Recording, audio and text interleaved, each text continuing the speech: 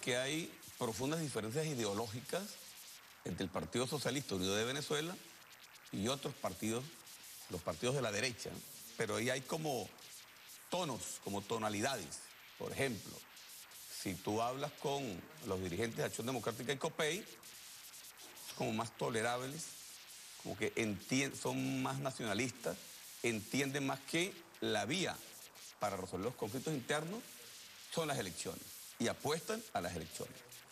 Pero luego tú te vas yendo a la derecha y te encuentras con partidos como Voluntad Popular o con individualidades como la señora María Corina Machado, que andan siempre en dos juegos. El juego electoral por un lado, el juego de la desestabilización, el juego incluso de la conspiración.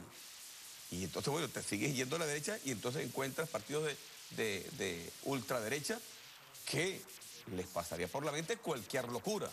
Incluso, bueno, el apoyo de los norteamericanos o una de esas locuras realmente apátridas, ¿no? Entonces, sin duda alguna que la relación no es la misma con los diversos niveles. Y se ve, por ejemplo... Pero tú puedes confrontar una sociedad, o tú me apoyas a mí o tú eres anti-yanqui, o firmas aquí o eres anti-yanqui.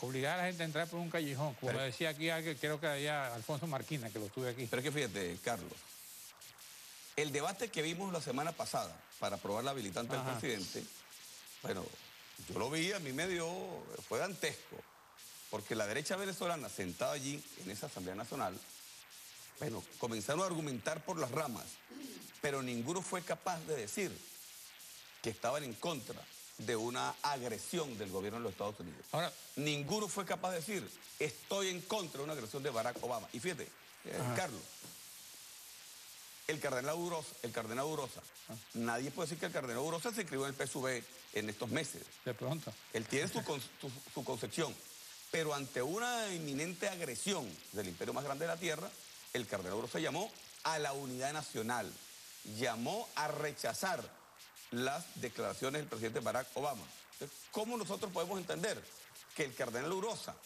llame a rechazar las declaraciones de Barack Obama y la derecha venezolana se haga los locos? Entonces, con un partido de esas características, ¿cómo se construye una unidad nacional?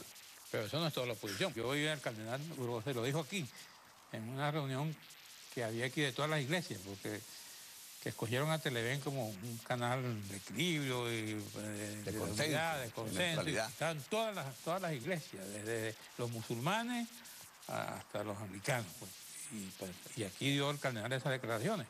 Me parece muy bien que el cardenal haya fijado su posición, ¿no? Así es. Ok.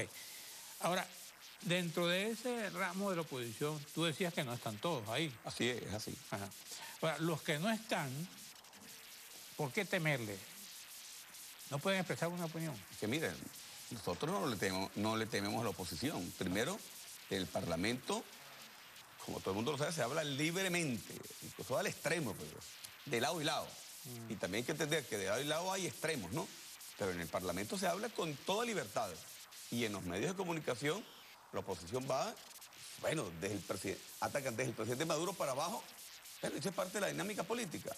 Ahora, lo que sí nosotros no podemos permitir, lo repito, es que un partido político amparado en la democracia conspire, se reúna con militares tras bastidores para buscar una salida extraconstitucional o se reúna con agentes de la embajada norteamericana para conspirar contra el gobierno.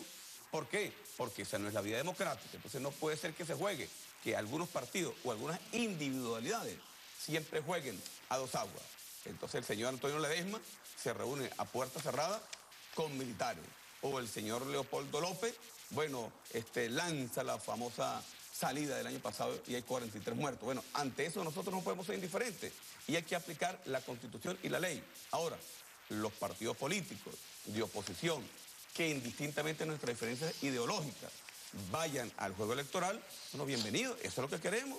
Eso es lo que queremos. Pero ¿qué pasa, Carlos? Pero eso no lo querías tú cuando te alzaste con los policías. No, claro que no. No lo quería, ¿por qué? Porque hace 20 años se habían cerrado todos los caminos. Los partidos se habían desmoronado. ¿No te arrepientes? No me arrepiento. ¿No?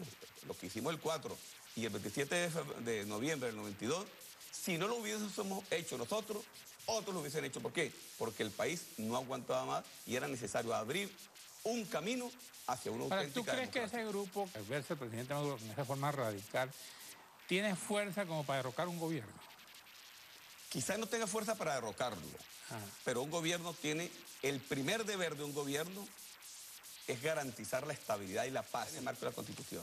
E indistintamente que no tengan fuerza, cualquier individualidad o grupo que se compruebe con elementos de carácter conspirativo o de carácter de negociación con una potencia extranjera, hay que actuar contra ellos con todo el peso de la ley. Hay algo que a veces me confunde.